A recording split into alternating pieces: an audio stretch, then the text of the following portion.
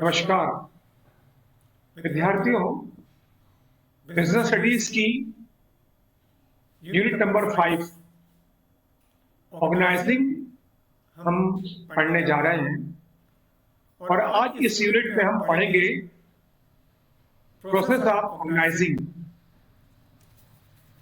एक महत्वपूर्ण प्रश्न है और एग्जामिनेशन में कई बार पूछा जाता है। तो आइए हम समझते हैं प्रोसेस ऑफ ऑर्गेनाइजिंग।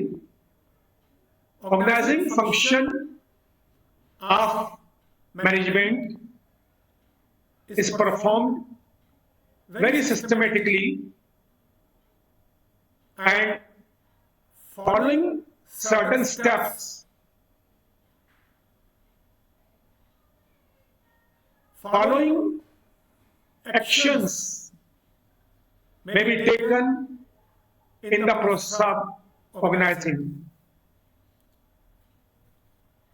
संगठन एक बहुत महत्वपूर्ण प्रक्रिया है और उसके अंतर्गत निम्नलिखित स्टेप्स लिए जाते हैं। जो पहला है identification and division of work. The first step in the organizing process is to identify and divide the total work to be done in accordance with previously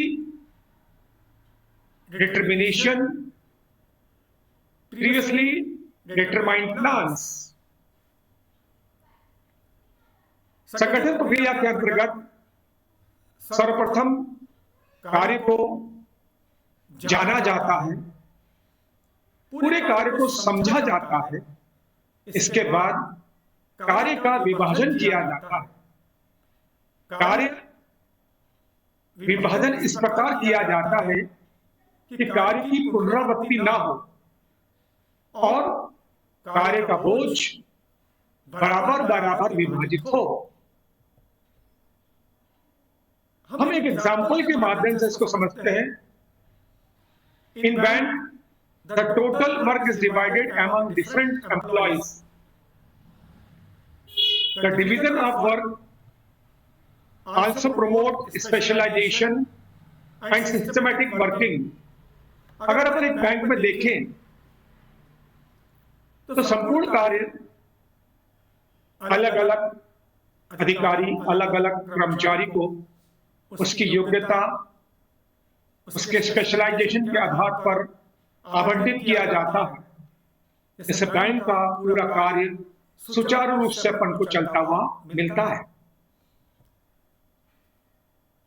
grouping of work अर्थात विभागीकरण। After identification and division of work, the next step is to grouping of work related and the similar jobs under the one department। संपूर्ण कार्य को छोटी छोटी क्रियाओं में विभक्त कर दिया जाता है, तो उनमें से जो क्रियाएं समान प्रकृति की होती है उनका समूह बना लिया जाता है और समूहबद्ध करने की क्रिया को ही विभागीकरण कहते हैं। इससे विशिष्टीकरण का लाभ भी मिलता है।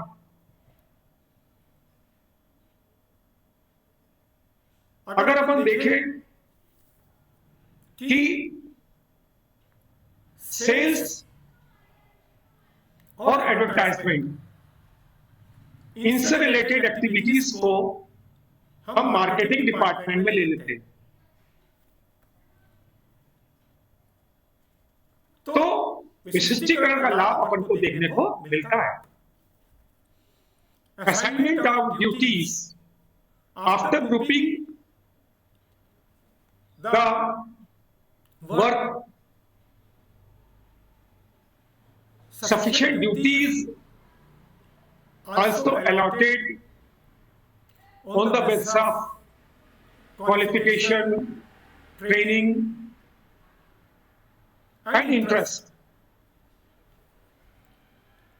एक बार विभागों का निर्माण कर दिया जाता है, तब प्रत्येक विभाग में निपुणता, अनुभव, रुचि के आधार पर कार्य को आवंटित किया जाता है। इससे विशिष्टता के साथ, निपुणता के साथ प्रत्येक कार्य समय पर पूर्ण हो पाता है।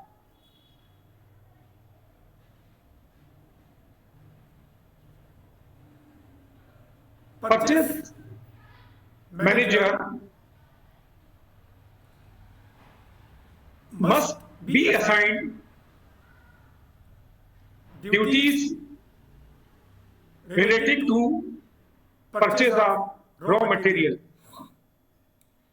एक परचेज मैनेजर अलग अलग जो हमको सामान क्रय किया जाना है, माल क्रय किया जाना है, उसके लिए हम अलग अलग व्यक्ति को कार्य सौंप सकते हैं, जिससे एक व्यक्ति एक विशिष्ट वस्तु को क्रय करने के लिए ही सदैव प्रयासरत होगा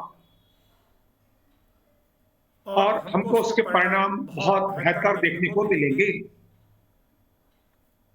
Establishing reporting relationships.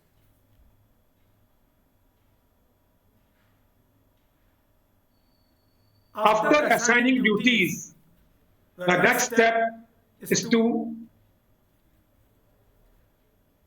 clarify the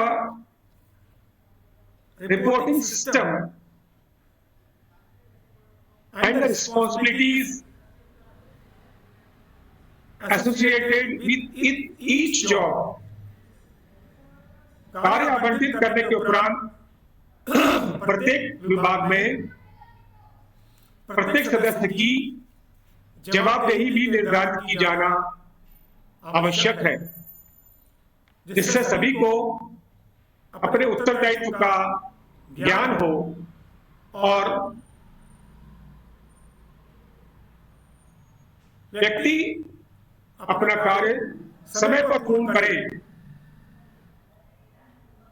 इससे एक फायदा और मिलता है कि सभी के मध्य समन्वय स्थापित करने में भी आसानी होती है।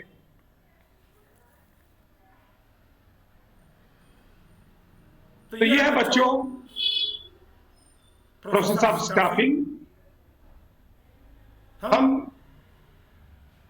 नेक्स्ट वीडियो में समझेंगे ऑर्गेनाइजेशनल स्ट्रक्चर।